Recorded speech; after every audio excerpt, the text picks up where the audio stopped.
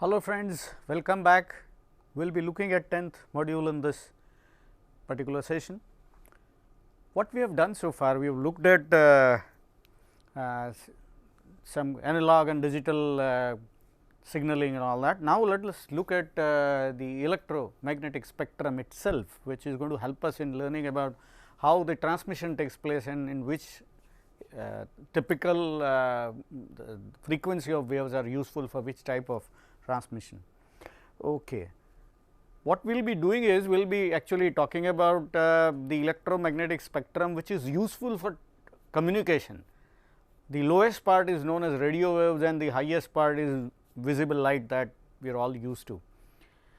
The higher end part, which is of gamma rays and X rays and all that, which is not used obviously for reasons well known to us, that they are hazardous to human being.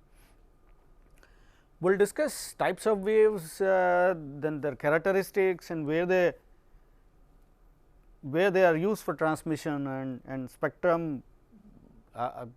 In conventionally we use a narrow base spectrum and a very small frequency band for transmission, and but then some techniques use a larger band. Okay. So, we will be throwing some light on that part as well. Okay. So, we will begin with radio waves. As I said, it is the lowest part of the EM wave. Okay. So, the frequency range starts from 10^4 to 10^7. As I told you in the earlier module as well, this thing is basically decided by some standardization committee. ITU itself has standardized radio waves and others have also, and they are not matching. Okay. So, this is one typical representation. 10^4 to 10^7 hertz are called radio waves.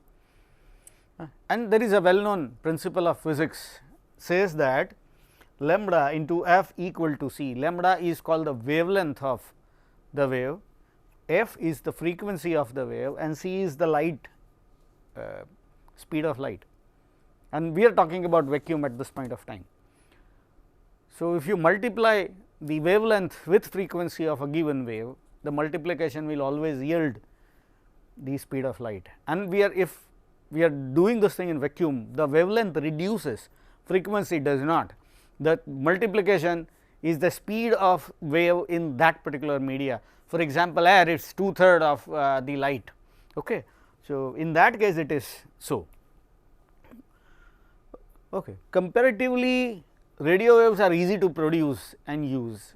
This is a very old technology, and people are, and you will find lot of people know how to do it, and there are a lot of very cheap circuitry and all that are available. So, radio waves are cheapest. Almost every mobile that you come across contain that radio.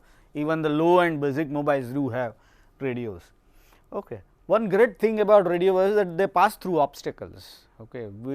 We may sit anywhere and will be able to read listen to the radios. Unlike TV, you will have to have the antenna outdoors. Okay. And it is propagate in all directions, omnidirection. That is the other advantage. Okay. So, you do not need to align sender and receiver. Okay. Like in the case of TV, if you are using dish antenna, you know that you will have to align that dish antenna with the satellite. If you do not align, you will not get the proper reception. You do not require that in this case. Okay. Sender and receiver do not need to be aligned, as I said. Okay. Placement of these old fashioned radios, you can keep them anywhere, any orientation will still be able to listen. TV sets, unlike I have said, you need that alignment, and the antennas will have to be kept outdoors, because TV sets use microwave, not radio waves. Okay. That is directional and cannot pass through obstacles and all that. Radio waves, unlike microwaves, can pass through obstacles. Okay. Okay. Radio antennas can work indoors, TV antennas are to be kept outside. Okay. We will now be concentrating on, at this point of time, subcategories of radios. There are quite a few. Okay. We will be discussing about some of them. One great thing about radio wave is that it can travel much longer. The downside of that thing is, when it travels longer, it can collide with other transmissions, and that is the reason why there is a cap on who will use which type of frequency and all that. some arbitration is needed, and government is the entity which does that. In India, it is Department of Telecommunication, in US it is FCC. Almost every country you will find somebody doing this and some government agency doing it. Okay. And data transmission radio waves are not very good at, but for two reasons. One reason is that it does not have the amount of bandwidth that you expect, especially the current transmission demands require huge amount of bandwidth. Radio waves are not able to provide that bandwidth. That is one problem. Second problem is that is lot of people are using many ranges there, and there is a lot of interference you will expect. So, that is the other problem. Okay. And the properties, and now let us throw some light on the properties of radio waves, which are, we will use some part of radio waves for very I would say very typical communication type, where you do not need to send lot of data. Okay. Lower end, there are two components. In fact, you can divide your radio range itself into two categories. One is a lower part, the other is a higher part. A lower part contains something called low frequency, medium wave frequency, and very low frequency and medium wave frequencies. They travel through thick obstacles. Actually, you can listen to radios indoors because of that. They propagate in all directions, and attenuation is quite high. Attenuation is losing power. So, the signals will not travel longer distance. Unlike that, higher range waves travel much longer, they are little more focused, and path loss, the amount of power lost in during transmission is comparatively lesser, and it will not pass through obstacles, it bounce off from obstacles. The higher range has that issue. There are many ranges. In fact, the ranges that I have listed on the screen are based on ITU-T recommendation, but then these higher ranges, you can see that the naming is quite, I would say, funny. Okay, very high and ultra high and super high and extremely high and tremendously high frequency. What is this? In fact, this has happened because in the beginning people just thought that this is the range, and then the range extended to a huge extent, and then how to name? You have already named an earlier frequency range as high frequencies or very high and tremendously high and so on and so forth where needed. We will not be using this because this nomenclature defines everything as a radio range. We will not be doing that. We will just say that the initial part is radio wave, the later part is microwave, and then we will have infrared and all that, and the visible light. Okay. So, we will not be following this. Okay. Now, let us concentrate on this part of radio waves which we actually use in transmission. Okay. Low frequency, medium frequency, and the high frequency waves. Okay. They travel along the earth's surface. Okay. They just travel, and it is good because earth is, the curvature of earth comes in between if you travel straight. If you travel along the surface, you do not need that kind of a system, but the problem is that that kind of waves are attenuation is quite high. So, for radio stations is fine, people can listen to nearby radio stations just because of this property. Navigation signals, AM radio stations, submarine communication, and many other types of small range communication uses this. Okay. Very high frequency and a very high frequency, they are little different. As I said, they travel in straight line, they bounce off obstacles, and curvature of the earth comes in between. So, what you need is a tower. Okay. So, high tower can travel little longer. Okay. Here it is, you can see that I need a tower. If I do not use tower, the curvature of earth comes in between. This is a ground wave which the lower end which travels along the earth's surface. Now, this will not travel along the earth's surface, but the high frequency and very high frequency, actually there is a layer, okay, made up of charged particles, that is known as ionosphere, and the beauty of that ionosphere is that this wave, the high frequency and very high frequency, when reached to ionosphere, they bounce off. Because this bounce off, that is received at the other end without much of a trouble. Otherwise, if you travel in a straight, probably the curvature of earth comes in between and you will not be able to reach there. But because of it can bounce off, it reaches at the other end. and in fact, it is possible that bounce off multiple times and eventually would reach to a very, very far place. So, that also is possible. Okay. The different types of waves. Now, let us just brief that thing. We have looked at similar spectrum in the previous module. The lowest part, as I said, are radio waves. The next part is called microwave. Then we have infrared. Some part of infrared and UV actually makes our visible light. This is what we are able to see. We are not able to see this light as well as this. Okay. Ultraviolet comes next. X-rays and gamma rays are at the end of the spectrum. Okay. Now, let us look at microwave. We have looked at that radio wave. Now, it is the turn of microwaves. 100 megahertz to 10 raised to 11 megahertz is microwave. Okay. That is what we call microwave. Again, as I said, this range is little varying between different standardization committees. But however, what we have is initial part is radio wave and then next is microwave, and there is no sharp boundary between that. It is basically a gradual change from the properties of the waves when you move from a radio wave to a microwave range. Okay. Some of the ranges that are recently introduced and people are have started using are 10 gigahertz and 50 gigahertz. Okay. People have started using it seriously and will be throwing some light on that, and this is really useful for most of us. They are highly directional waves, so much so that if the sender or receiver they do not align properly, you will not be able to receive. They will have to be very, very precisely aligned for communication.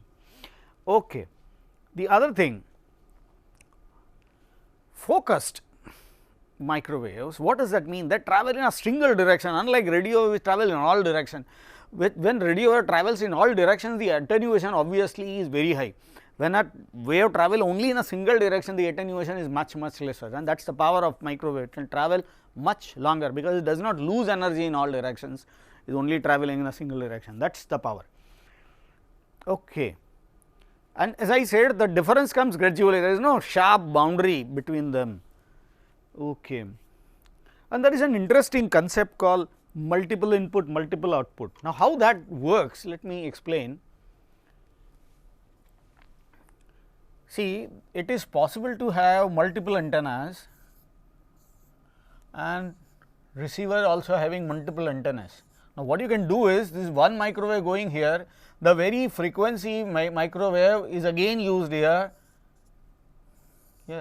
Suppose if the frequency that I am using give me 10 Mbps, with this design I can get 40 Mbps, because one beam is going in this direction, other is here, a third is here, fourth is here. I can't do this with radio wave because radio wave propagate in all direction. Microwave travel in the single direction. That is why this is multi input, multi output design, okay, or MIMO, MIMO. Now, that is possible because of this focused design, and that is the reason why one typical case 802.11n. Now, you probably have read somewhere on your laptop specification that 802.11n is possible. Now, 11B or A, that is generally provided by laptops, will provide only 54 Mbps, but N can provide 600 Mbps. How can that range increase to? There are few other reasons, but one typical reason is that it uses MIMO. So, whatever capacity is multiplied by 4 and you get 600 Mbps or something similar. So, that is the power of this MIMO. Okay. Because of the highly directional you get that. Okay. It multiplies the effective bandwidth. Okay. The kind of antennas that you need are called parabolic antennas. The parabolic antennas are like this.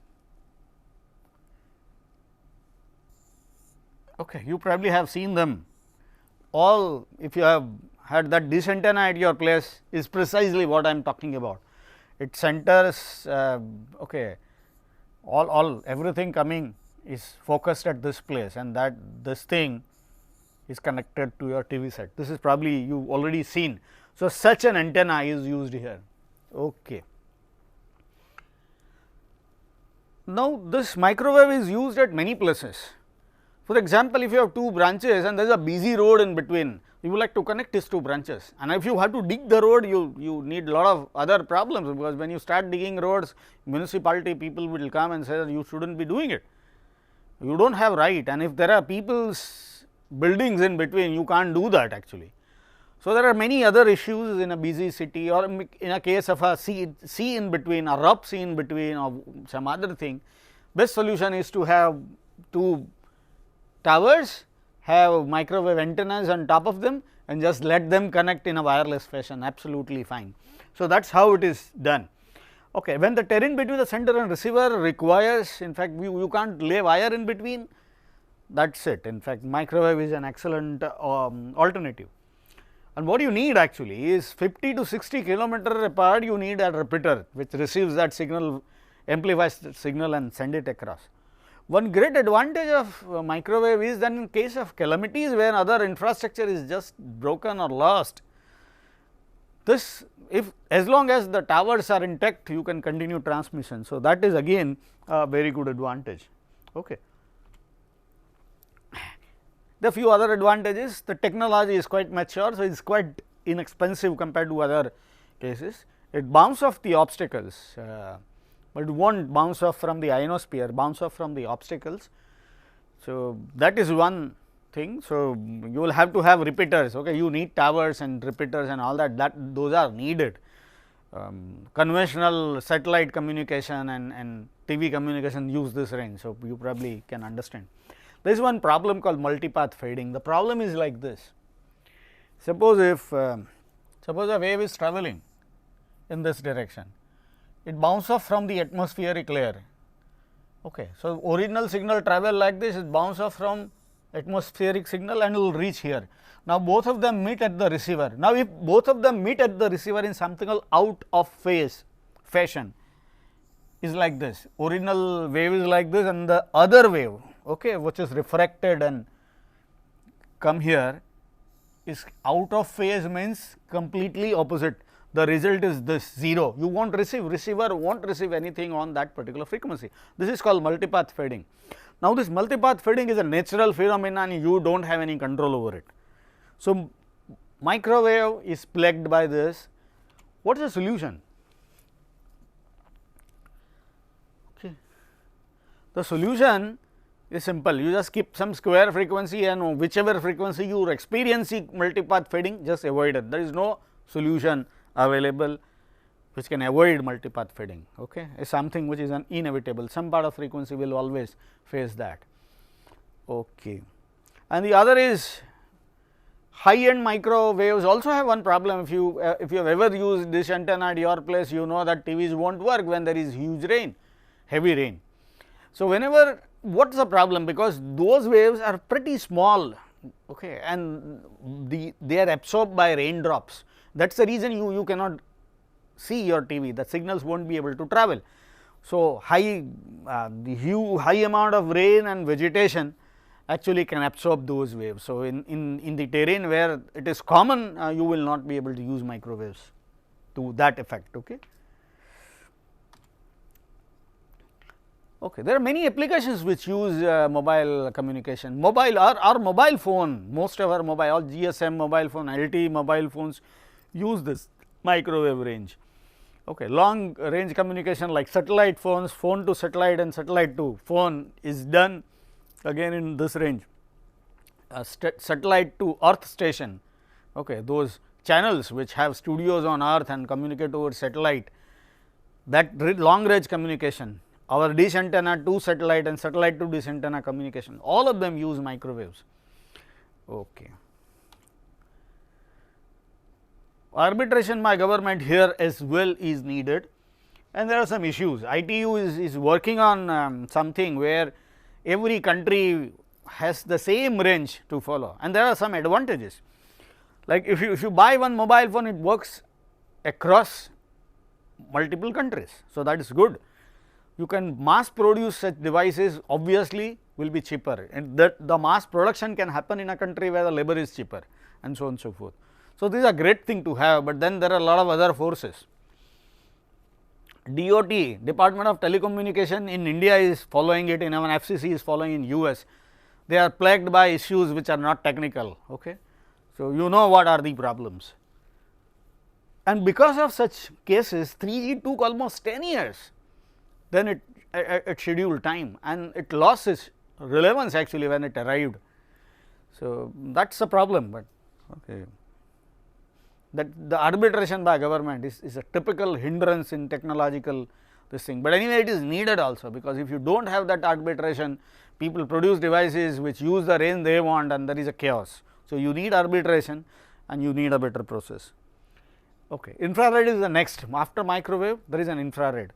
We use that thing with our TV, okay, but that is the only use today. Infrared is no longer in use, direct use for data communication, and cannot work outdoors, because sun shines as bright as in infrared than the conventional light. So, if you start using it outside, it will collide with those rays and you will not be able to work. So, that is the issue. Okay. This band is very critical, something which comes next is called ISM, Industrial, Scientific, Medical. This band is reserved for people to use free of cost, but then it is used for other than industry, scientific and medical band world over. Okay. So, it is called non-ISM way also, but this is basically free. Okay. They are called non-ISM purpose also. The first one is 950 megahertz. In India, it is about 400 megahertz. Okay, both ranges. This is called region 1 and we belong to region 2, that is 415 megahertz and all that. This is used by a network which we are going to discuss when we will talk about IoT, mesh network, and Zigbee is also quite similar to it. One range which is very common, all of us use world over, is 2.4 gigahertz to 2.48 gigahertz. Our Wi-Fi LAN is using this range. Okay, is available worldwide, and this 80. There are 3 versions of 802.11. 2 of them use this. The third one, which uses 5 gigahertz range, is not available in India, but in some countries, most of the countries do not have that.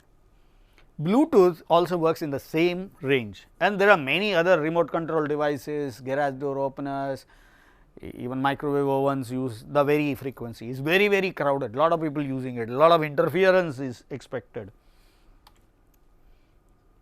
Okay. 5 gigahertz is the highest range. Okay. There are 3 ranges, 2.4 to 2.48 gigahertz, this is the second one, the earlier one 900 megahertz, this is the third one 5 gigahertz. 5 gigahertz, earlier it was not in use, but now it is getting more and more into action. Okay. There are 3 ranges, one is 5.25 to 5.35 gigahertz, the other one is 5.725 to 825, which is also 100, this two are 100 megahertz, there is one more 5.47 to 5.7, 255 megahertz. These 3 ranges are in use today. Other ranges may be used, okay. It is not that they are not possible to be used, but people these 3 ranges are in action, okay. And in some countries it is known as UNII, okay, and some other countries called broadband radio access network, fine, but these are the ranges. The 802.11a, which India is not using, follows this range, it works in this range. There is a typical wireless LAN used in Europe, HyperLAN, it also uses this range. Okay. Interestingly, this unlicensed band, free of cost, has cap on power, and that is very simple reason for it. Because it is available for all, but then if you start using it with huge power, the problem is that it will interrupt everybody else and nobody else will be able to transmit in your vicinity, that is the problem. So, there is a cap on power, you will not be able to produce devices with larger power. Okay. So, others can also use that range without much of a trouble. Okay. This range, as I said the earlier, the first range 433 to this specific hertz, this range, the first ISM range is there in US. This thing is in India, the earlier 900 and so on, that range is used in this thing. Okay. the 3 bands, the lowermost bands are the megahertz bands are better because they travel longer. It if you build a battery using that range, battery travel runs longer. Okay. The range that cover is also huge, and there is no absorption by rain or vegetation. They won't absorb this waves. Okay. There are many devices which use this range, but that is the problem. So, lot of interference, the lower range. The higher two ranges are comparatively much better. Okay. Now, the last part of it, the optical light, free space optics, and something called Li-Fi. Visible light is also used for communication. Like we use in fiber optic cable, we can use that thing without fiber optic cable. The light will pass, will travel. The absence of light is 0, the presence of light is 1. That is a very simple signal. You can use torch to indicate messages. If you have seen old Hindi spy movies, you probably have seen, okay, people are sending messages using torch, and this is almost the same. The only difference is that switching off and on this torch probably is very slow compared to the speed of processing that we will have here, but absolutely the same thing here. There is something called OWC, optical wireless communication. It describes how this part is used. It includes visible light as well as some part of UV, ultraviolet, as well as the infrared light. So, that light is used for communication. Okay. FSO or free space optics is the first ever use of such thing.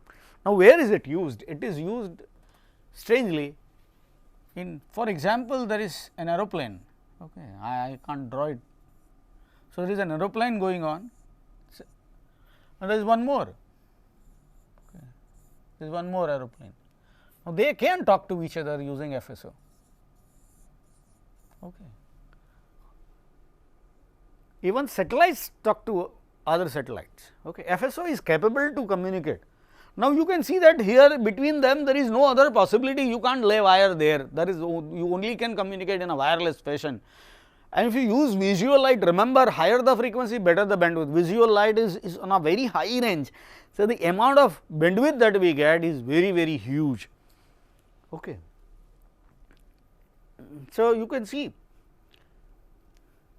almost for 40 kilometers you can have almost 1 GB. I think FSO is capable to provide demonstrated that 1 GB for 40 kilometers is possible using free space optics. But then there are some problems, like is light, it always interfere with normal light if you are sending and using. Fog is a problem, the visibility is reduced. So, the light will not reach at the other end. Dispersion, the light spreads off is the other problem. Okay. Li-Fi is something which is a wireless version for a home. The conventional Wi-Fi 802.11 uses the 2.4 to 2.48 gigahertz range.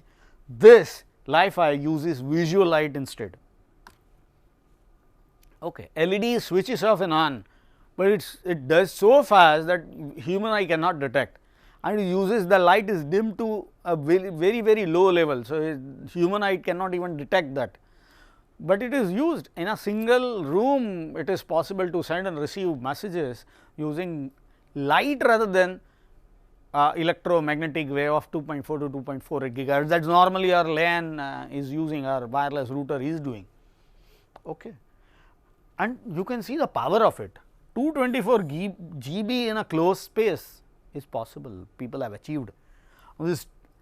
Compare this thing with Wi-Fi, 54 MB and 600 MB is maximum that you can get there. Here it is 224 GB, huge difference, and 70 GB without any alignment is also possible. Okay. And it is also more secure because it will not leak outside the room. If you want all computers in a single spaces to be connected, Li-Fi is better. The other thing is that normally we use a small band for transmission, but then there are attempts to use a larger band for various reasons. I will not like to discuss the reasons why that is done. You better refer to reference to my second book, Data Communication and Computer Networks book, to read about why that is so. Okay.